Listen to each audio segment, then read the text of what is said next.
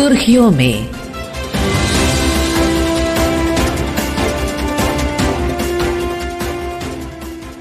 ये आकाशवाणी है। प्रस्तुत है कार्यक्रम सुर्खियों में। इसके अंतर्गत सुनिए केंद्रीय मंत्रिमंडल के निर्णयों पर चर्चा। इसमें भाग ले रहे हैं राजनीतिक विश्लेषक संदीप फूकन और आकाशवाणी संवाददाता आदित्य शुक्ला।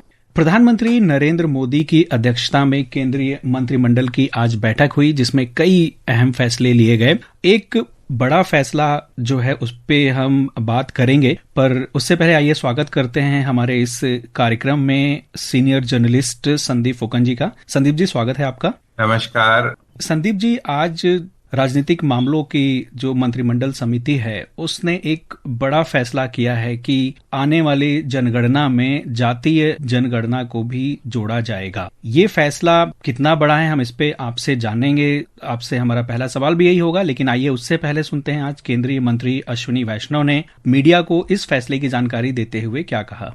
आज दिनांक 30/4/2025 के दिन प्रधानमंत्री श्री नरेंद्र मोदी जी के नेतृत्व में राजनीतिक विषयों की कैबिनेट समिति ने यह निर्णय लिया है कि जातियों की गणना को आने वाली जनगणना में सम्मिलित किया जाए। यह इस बात को दर्शाता है कि वर्तमान सरकार देश और समाज के सर्वांगीण हितों और मूल्यों के लिए प्रतिबद्ध है। जैसे कि पहले भी जब समाज के गरीब वर्गों को 10% आरक्षण का प्रावधान किया गया, तब भी समाज के किसी घटक में तनाव उत्पन्न नहीं हुआ था। संदीप जी, हम आपसे इस पर प्रतिक्रिया जानना चाहेंगे। ये फैसला कितना बड़ा है, आप इसे कैसे देखते हैं? देखिए, ये फैसला बहुत बड़ा है और जैसे कि हम जानते हैं कि 2024 के जो आम चुनाव थे, कई सारी विपक्षी पार्टियां ये मांग कर रहे थे कि जातीय जनगणना होनी चाहिए। जनगणना जो है वो 2021 में ही होना था, लेकिन क्योंकि उस समय कोविड के वजह से देश कोविड के चपेट में था तो सब कुछ डिले हो गया।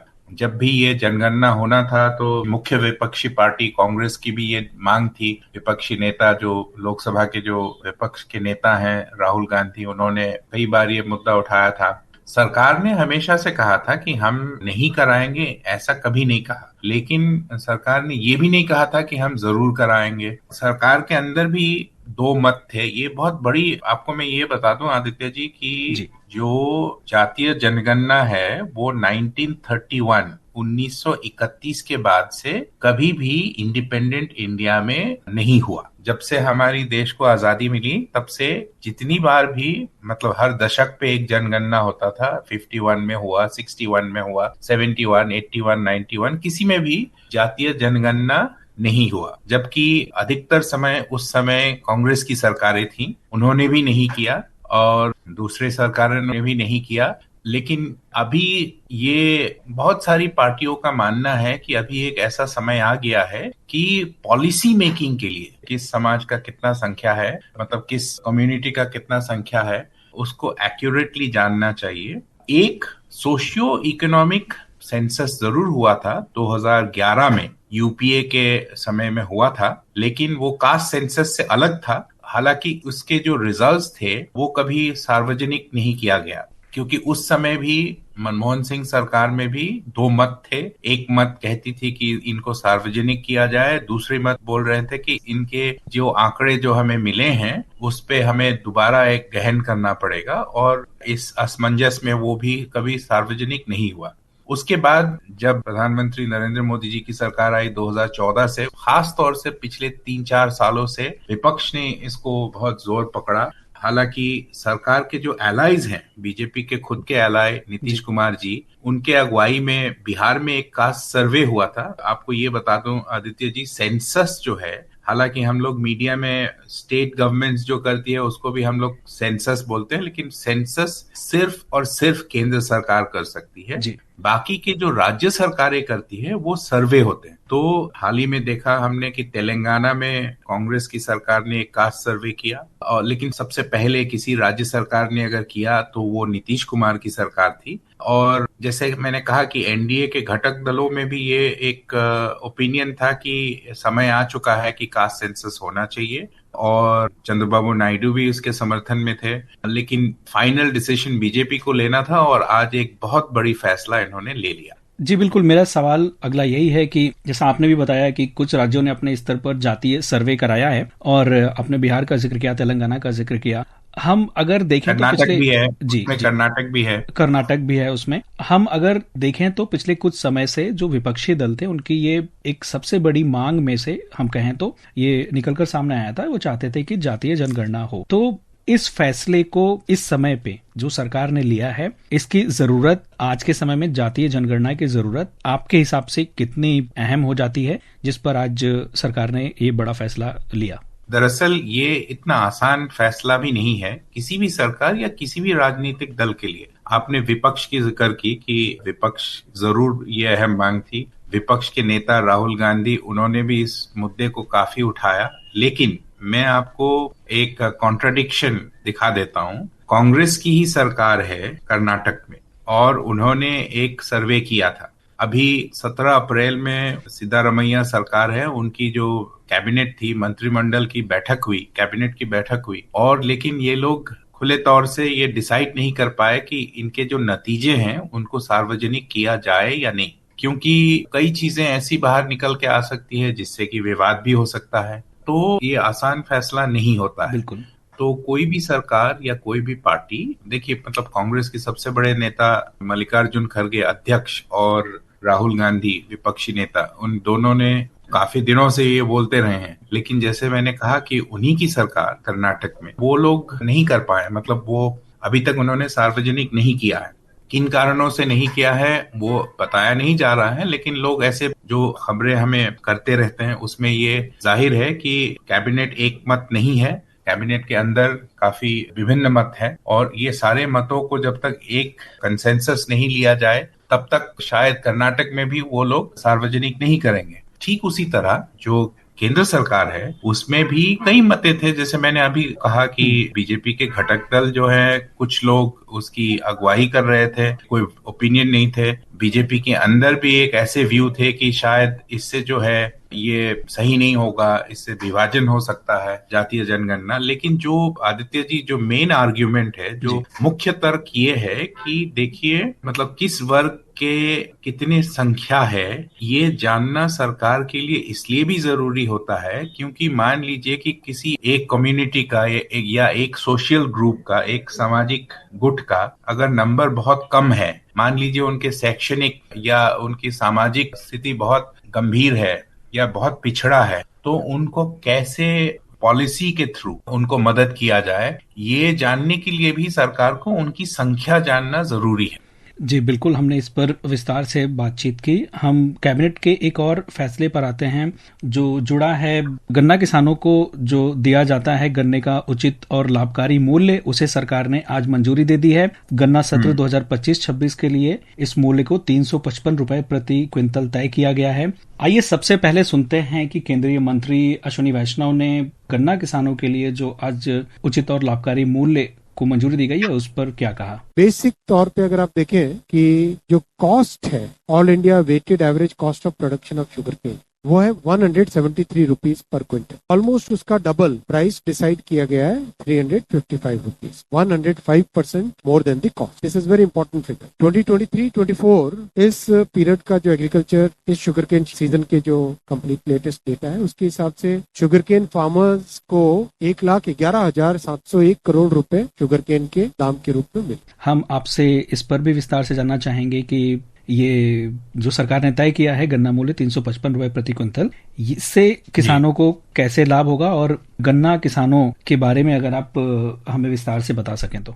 गन्ना किसान तो वैसे उत्तर प्रदेश, महाराष्ट्र, तमिलनाडु, इन सब राज्यों में मुख्यतः से गन्ने का खेती होता है और ये इन स्टेट्स को डायरेक्टली इनको बेनिफिट होगा। देखिए आदित्य जी, ये हर साल एक प्रक्रिया होता है जिसके तहत सरकार किसानों की लागत, खपत कितनी होती है, मतलब इनपुट कॉस्ट, जो खेत जोतने में, उसको गन्ना को खेती करने में क्या खर्च है, कितना खर्च है, और कितना मतलब महंगाई दर बढ़ रहा है तो कितना ज्यादा पिछले साल के मुकाबले इस साल उनकी कितनी बढ़त हुई, उस हिसाब से इसको उचित और फेयर एंड रेम्यूनरेटिव प्राइस बोलते हैं, तो वो तय करती है। मतलब ये एक हिसाब से आप बोल लो कि इससे नीचे कोई खरीदारी नहीं कर सकता है। मतलब जो गन्ना किसान है वो अपना जो प्रोड्यूस है, जो अपना खेती है, वो शुगर मिल्स को बेचते हैं, चीनी मिलों को। तो चीनी मिल जो है वो इस दाम से कम में नहीं ले सकते, और इस कैबिनेट डिसीजन से लगभग 5 करोड़ गन्ने किसान जो है,